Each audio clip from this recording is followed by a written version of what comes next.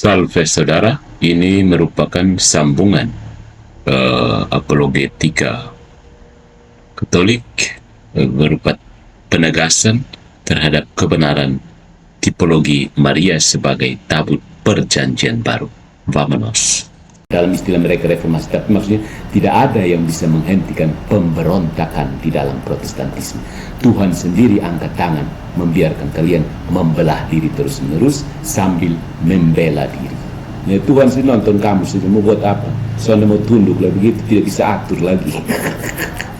Tuhan lepas tangan terhadap Protestan yang membelah diri. Tidak ada yang sanggup menghentikan pembelahan diri Protestan. Ya, iya kan?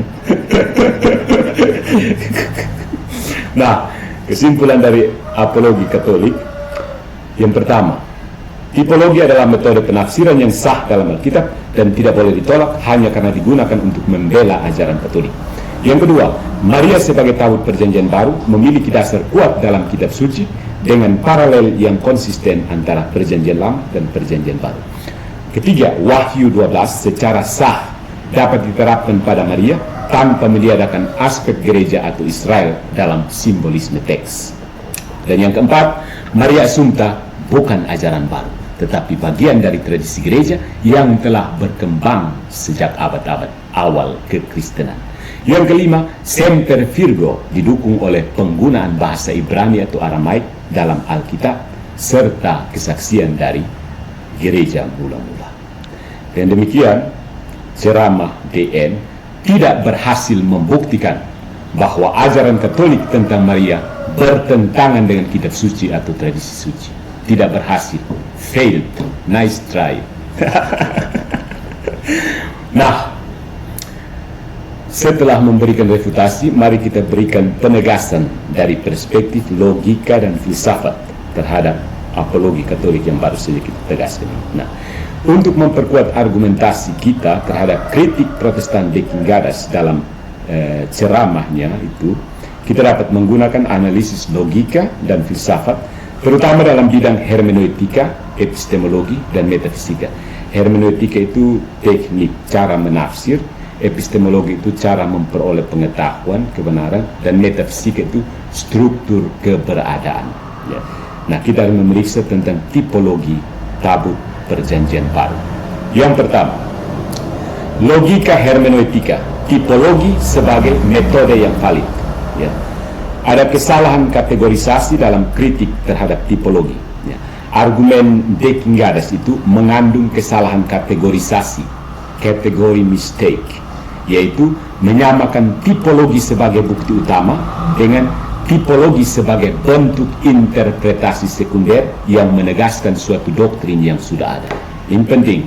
Jadi Deki berasumsi, ya, dia punya sedikit kesalahan kategorisasi bahwa dia menyamakan begitu saja tipologi sebagai bukti utama. Dia berpikir tipologi itu adalah bukti utama, ya, dengan tipologi sebagai bentuk interpretasi sekunder yang menegaskan suatu doktrin yang sudah ada. Begitu. Nah, kritik dari de Kingadas misalnya, tipologi adalah satu-satunya cara yang digunakan untuk membela dogma Maria sehingga menjadi tidak valid. Itu kritik dari Deki.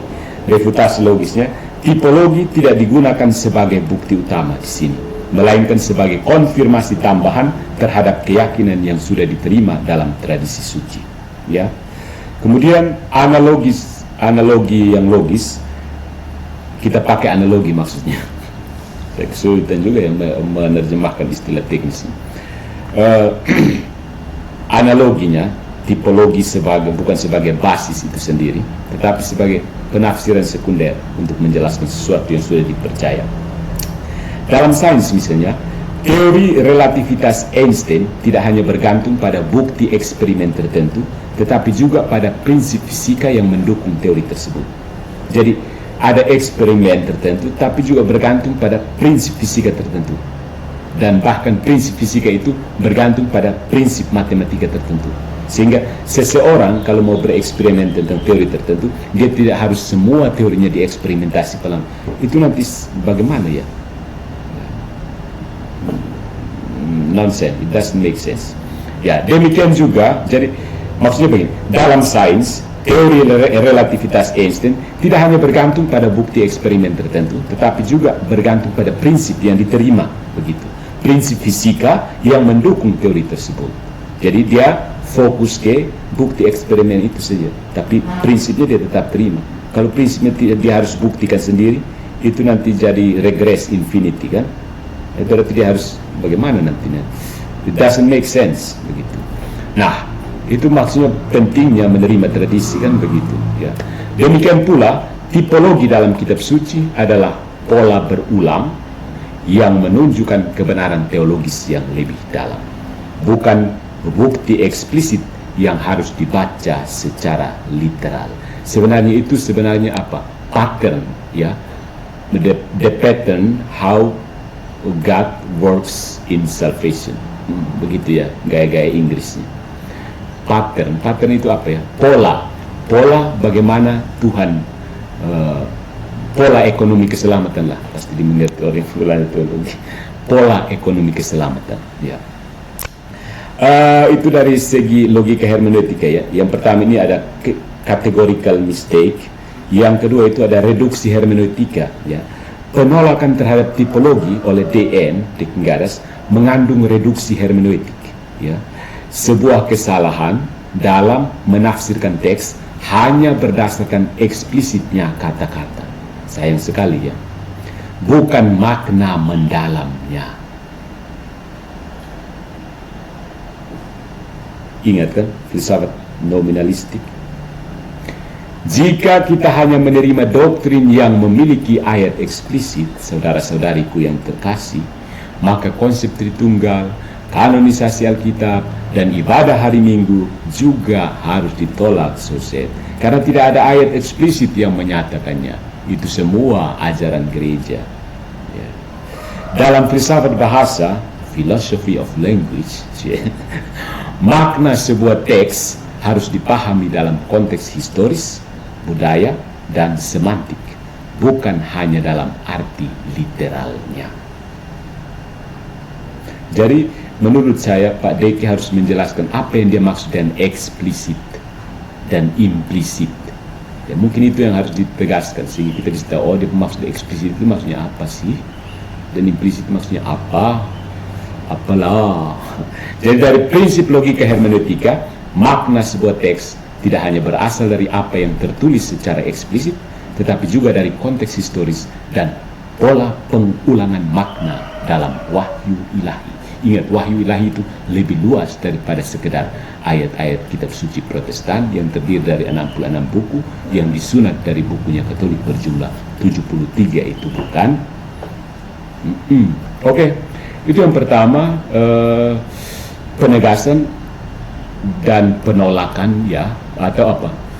Penunjukan kesalahan dari logika hermeneutika ya. Yang kedua ini kita lihat dari epistemologi. Ya, justifikasi rasional dalam dogma Maria, pembenaran secara nalar dalam dogma Maria. Akal budi, bagaimana akal budi bisa terima dogma Maria itu tidak? Ya, kalau akal budi bisa terima itu pasti benar. Ya, itu. Yang pertama, epistemologi iman dan otoritas gereja. Dalam epistemologi, teori pengetahuan, ada berbagai cara memperoleh kebenaran, termasuk wahyu ilahi, rasionalisme, dan empirisme. Jadi ada wahyu, ada spekulasi akal budi, dan ada pengamatan langsung. Nah, DN Garas mengasumsikan bahwa Alkitab adalah satu-satunya sumber pengetahuan teologis. Tetapi ini adalah bentuk sola scriptura yang sendiri tidak memiliki dasar eksplisit dalam Alkitab. So, self-refuted. Ya. Dalam epistemologi Katolik, wahyu ilahi diterima melalui Alkitab, tradisi suci, dan magisterium gereja. Tripod yang kokoh. Ya. Nah, analoginya, hukum gravitasi tidak tertulis secara eksplisit dalam setiap fenomena alam. Hukum gravitasi ya, setiap benda akan jatuh ke bawah. Tetapi kita menyimpulkan keberadaannya berdasarkan pola yang teramati. Demikian juga, Maria sebagai tabut perjanjian baru adalah kesimpulan rasional dari pola yang ada dalam kitab suci dan tradisi gereja. Pakai akal budi, jangan hanya sola scriptura. Sola scriptura pakai otak, jangan sola scriptura, harus scriptura, otak, otoritas juga. Kalau tidak bahaya. Jadi tidak nanti. Berikutnya ada yang poin keberapa? Ya, ini masih tentang epistemologi ya. Yang pertama itu epistemologi iman dan otoritas gereja. Yang kedua ini tentang yang kedua masih apa? Epistemologi iman dan otoritas. Yang kedua ini ada kesalahan empirisme radikal dalam kritik Protestan Decking Garas. Ada kesalahannya ini apa? Dia terlalu empirisme radikal, itu maksudnya secara mati-matian berprinsip bahwa hanya yang bisa dilihat, diamati, itu yang bisa benar ya, sesuatu yang bisa dilihat jelas begini itu yang benar. Berulang kali dia menggunakan kata clear teaching. Apa yang dimaksud dengan clear teaching? Ya, ini penting. Apa itu clear teaching? Kesalahan empirisme radikal dalam kritik Protestan Decking Garas. DN menolak dogma Maria Assumpta karena tidak ada catatan historis eksplisit dari gereja abad pertama. Namun, dalam epistemologi, ketiadaan bukti bukan berarti bukti dari ketiadaan. Ini yang banyak Protestan jatuh ke dalam kesalahan ini. Argument from silence ya. Ya.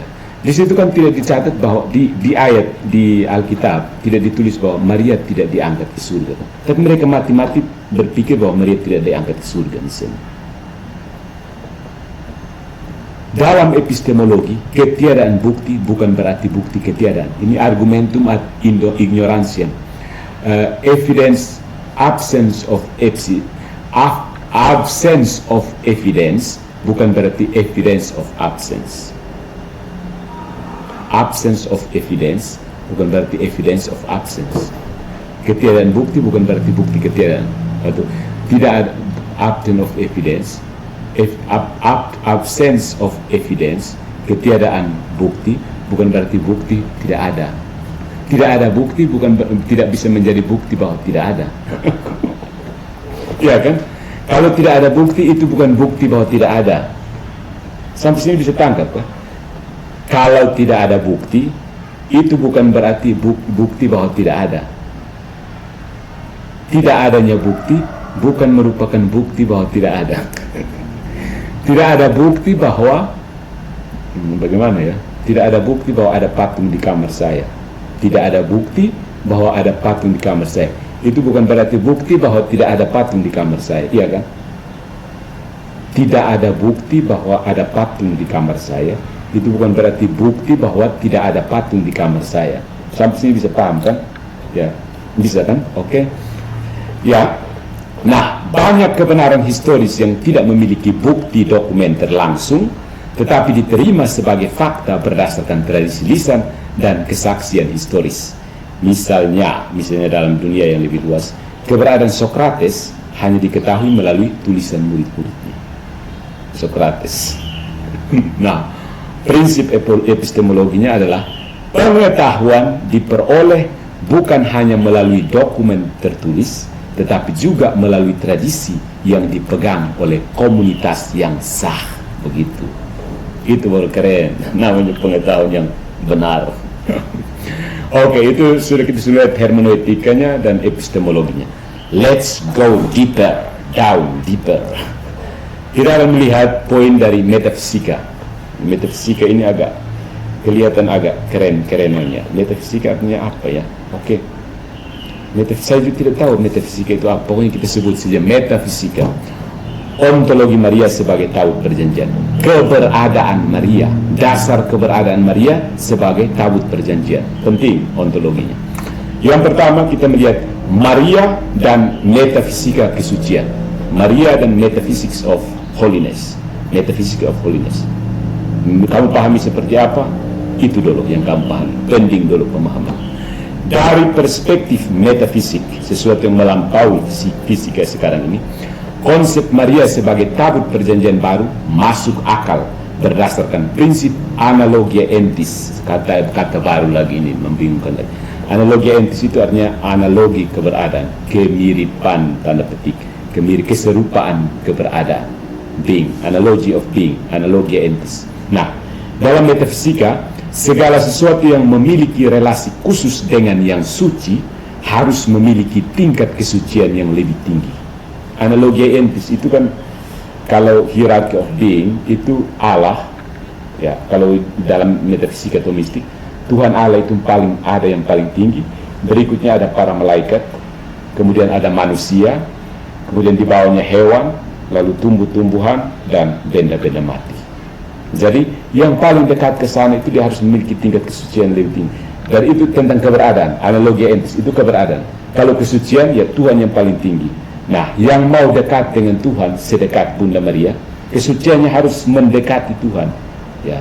Jadi secara analogi entis, segala sesuatu yang memiliki relasi khusus dengan yang suci itu adalah Tuhan sendiri, dia juga harus memiliki tingkat kesucian yang lebih tinggi dari rata-rata kita semua yang lain. Nah, ini prinsip analogi entis. Tapi kamu bisa tangkap kesondeng. Sudah, anggap saja ini kita omong-omong saja. Oke. Bukan merendahkannya, tapi ini bukan untuk konsumsi semua orang, everybody.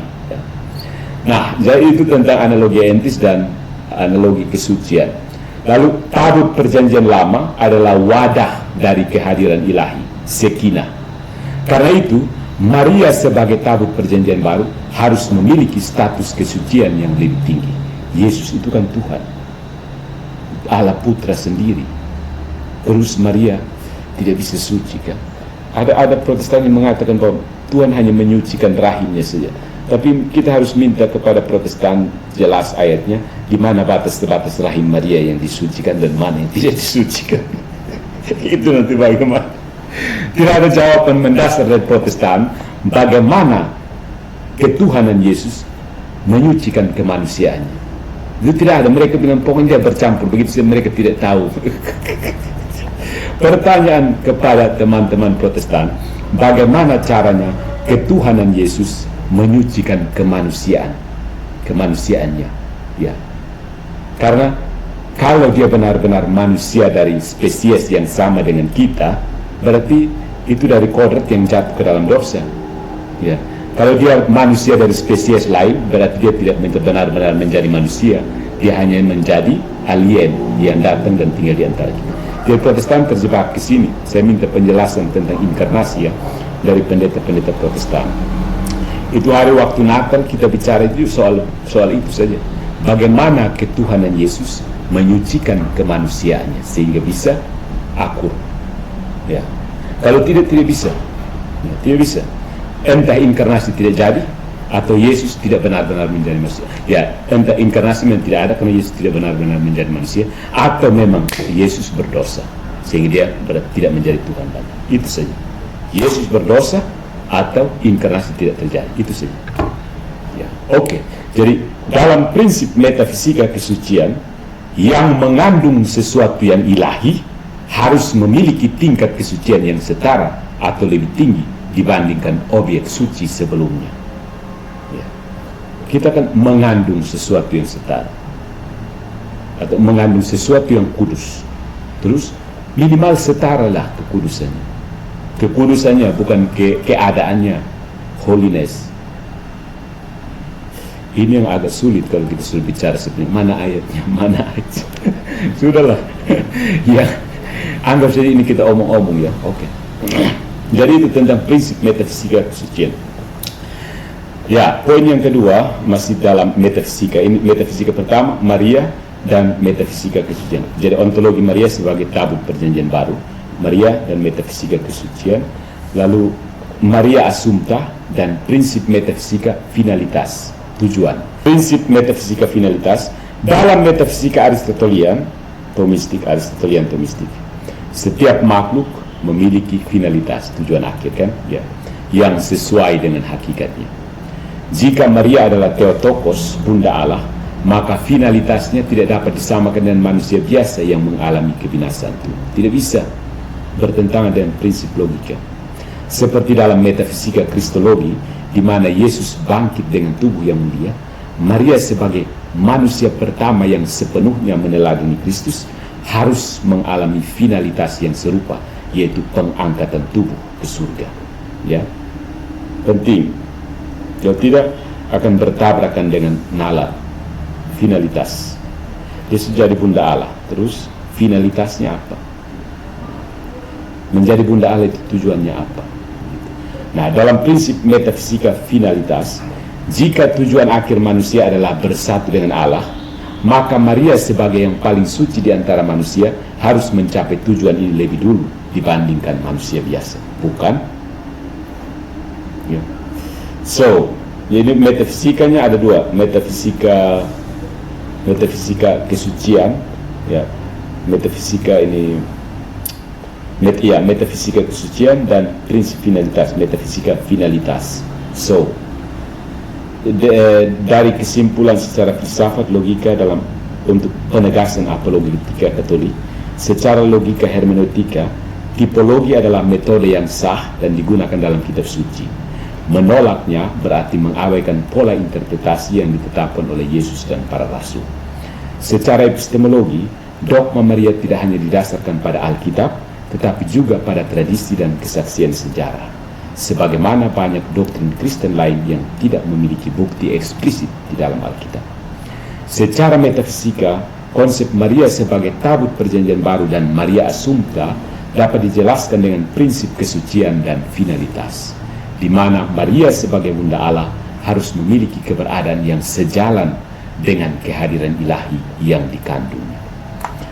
Dengan demikian, saudara-saudari, kritik Protestan Dekingaras dalam ceramahnya tentang Maria tabut perjanjian baru gagal secara logis, gagal secara epistemologis, dan gagal secara metafisis karena tidak memahami prinsip dasar yang mendasari dogma Maria dalam iman Katolik.